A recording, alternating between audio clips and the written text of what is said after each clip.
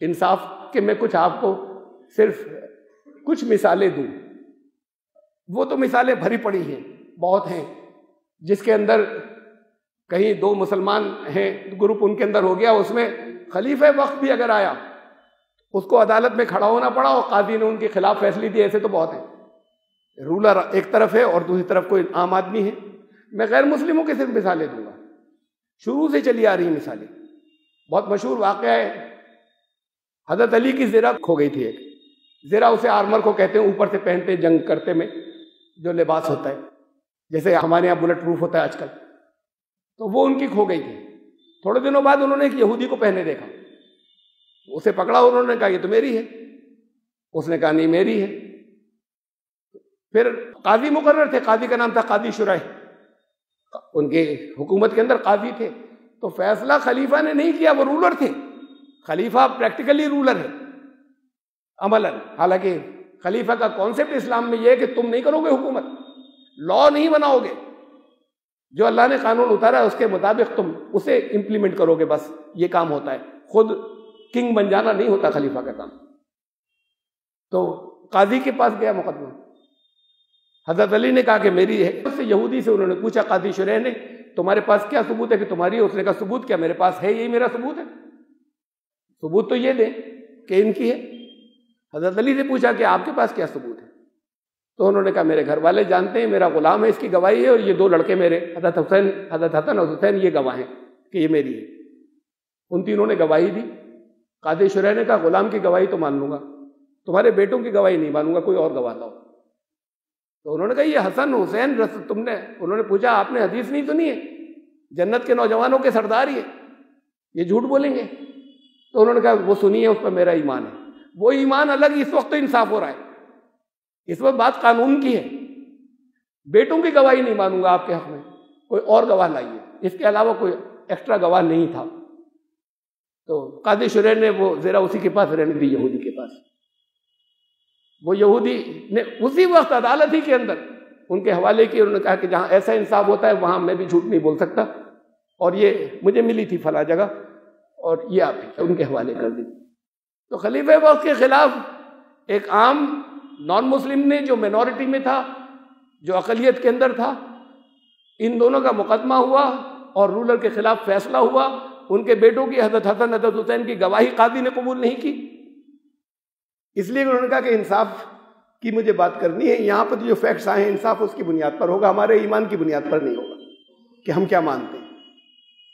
اس طرح کے بہت، ایک صرف مثال میں یہاں پر اور رکھ رہا ہوں۔ تاریخ میں مثال ہے کہ جب سمرقند انہوں نے جیتا، یہ آج ادھر وہ جو سوویت یونین پرانا ہے اس کے علاقے کے اندر، جب سمرقند سٹی، سمرقند یہ تو بڑھتی چلی جا رہی تھی ان کی فوجیں، سمرقند جب انہوں نے جیتا تو اس کا جو سپہ سالار تھا، جو کمانڈر تھا سٹی کے اندر داخل ہونے والی مسلم آرمی کا، مسلمانوں کی، ان کے ساتھ میں، فوج کے ساتھ میں، یہ پہلے سے اپوائنٹ ہو کے قاضی بھی کیا تھا، تم لوگ جہاں رہو گے وہاں پہ فوراً قاضی مقرر کرنا، الگ الگ شہروں کے لیے الگ الگ قاضی ساتھ میں تھے کہ اگر وہاں ہو تو قاضی یہ رہیں گے، یعنی پہلے دن سے قاضی مقرر کر کے بھیجا گیا ہے کہ انصاف پہلے دن سے شروع ہو جائے۔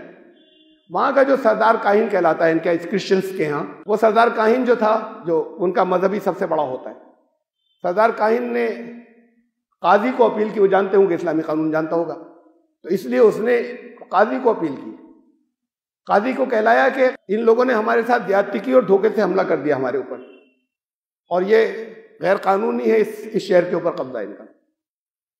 قاضی جی نے جو ہے ان کو بلایا، جو امیر لشکر تھے۔ اب کمانڈر ہے جو فتح کرنے، کمانڈر اشارے پہ گردنیں اڑا دے، دوسروں کا قتل عام تو الگ بات، ان کو حاضر ہونا پڑا، عدالت میں بلوایا گیا۔ اب یہ دونوں ہیں، سردار کاہن ہے اور وہ جو مسلم فوج کے، مسلمانوں کی فوج کے کمانڈر۔ انہوں نے پھر پوچھا کہ تمہارا چارج کیا ہے؟ انہوں نے کہا ان لوگوں نے دھوکہ دیا ہے اور دھوکے سے حملہ کیا۔ یہاں پر پوچھا کیوں دھوکے سے، کیا مطلب؟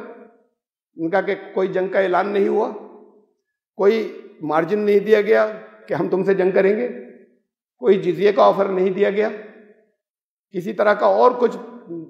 انہوں نے اچانک حملہ کر دیا ہمارے اوپر، قرآن کے خلاف ہے اچانک حملہ، قرآن نے منع کیا ہے۔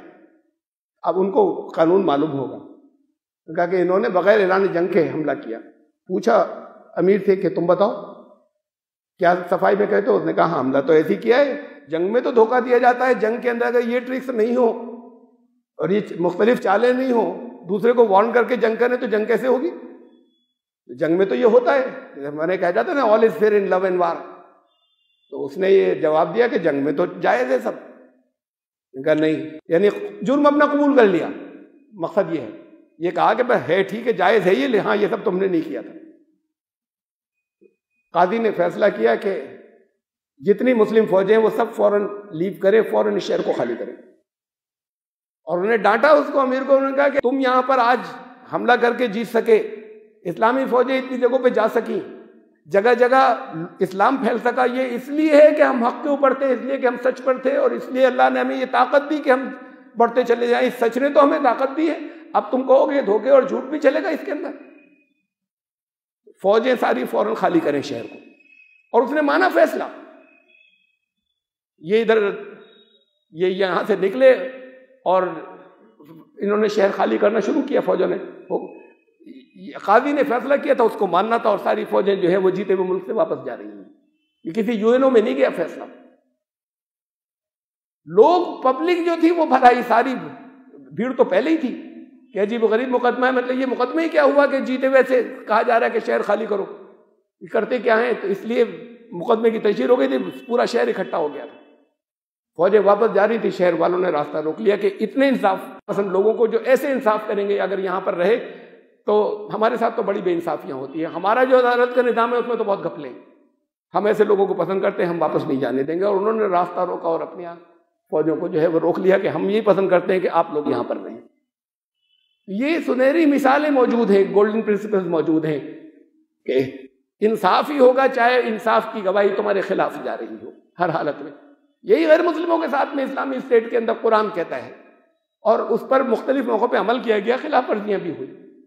جیسے جیسے وقت گزرتا گیا خلاف ورزیاں بھی ہوئی، ڈسٹارٹ کر کے قانون کو پیش بھی کیا گیا. لیکن پھر یہی ہے کہ ڈائریکٹ ہم ریفر کریں اگر قرآن کو تو ہماری چیزیں جو ہیں وہ بالکل واضح ہو جاتی ہیں. یہ وہ نقشہ ہے جس کے بالکل خلاف ہمارے سامنے ایک اسلامک اسٹیٹ کسی اور نام سے آتی ہے، یا مختلف جگہوں پہ مختلف کتابیں ملتی ہیں، مختلف علماء کے ہمیں فیصلے ملتے ہیں، جس کے اندر 2 نمبر کا شہری بنایا جاتا ہے ان لوگوں کو جو نان مسلم مائنورٹی ہے. کسی ایک جگہ بھی ہمیں ایسا نہیں ملتا کہ اپنی اسٹیٹ کے کسی غیر مسلم سے اپنی جگہ کے، یہ ان کے ساتھ تو چیزیں ملتی ہیں جو جن سے جنگ ہے، ورنہ ان کے ساتھ میں کسی بھی ایک طرح کا کوئی قانون ایسا ہوگا جس میں کسی طرح کا امتیاز بڑھتا جائے گا، ڈسکرمنیشن ہوگا مسلم میں اور غیر مسلم میں. مسلمانوں سے زکوٰۃ لی جائے گی، ان سے جزیہ نہیں لیا جائے گا. اور مسلمانوں کی زکوٰۃ صرف مسلمانوں پہ خرچ نہیں ہوگی، اس کے اندر مؤلفۃ القلوب کی ایک مد ہے جو قرآن نے دی ہے اسی سورہ توبہ کے اندر. وہ مد جو ہے وہ خاص طور سے وہ تو صرف غیر مسلموں پر خرچ ہوگی، ان کے ضرورت مندوں کے اوپر. تو ان سے جو کچھ لیا جائے گا اس میں سے تو ان پر خرچ کیا جائے گا، ان سے کوئی ٹیکس کسی طرح کا نہیں لیا جائے گا، اور ان کو پروٹیکشن بھی دیا جائے گا، ان کی حفاظت بھی کی جائے گی. باقی سارے رائٹس اور لاز جو ہیں وہ ایک طریقے حقوق جتنے ہیں وہ برابر ہوں گے. کسی ایک جگہ بھی یہ نہیں کہ ان کے حقوق جو ہے وہ کم ہوں گے. تو ہم اگر اپنے فیصلے سے کرائیں گے تو دنیا کو معلوم بھی ہوگا کوئی انصاف کا قانون کہیں پر موجود ہے.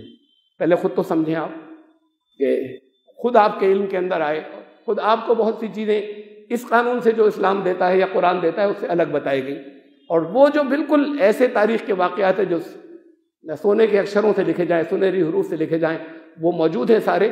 اس کے بعد چیزوں کو ڈسٹارٹ کیا جاتا ہے. تو ظاہر بات ہے کہ پھر غلط فہمیاں تو دوسرے لوگوں کے دلوں میں آتی ہیں. یہ غلط فہمیاں دور کریں. اچھی بات تو یہ تھی کہ تب دور کرتے، ان دنوں میں دور کرتے جب کہیں ایسا ماحول نہیں ہوتا کہ جہاں پر کوئی یہ سمجھتا کہ آپ مجبوری میں کر رہے ہیں.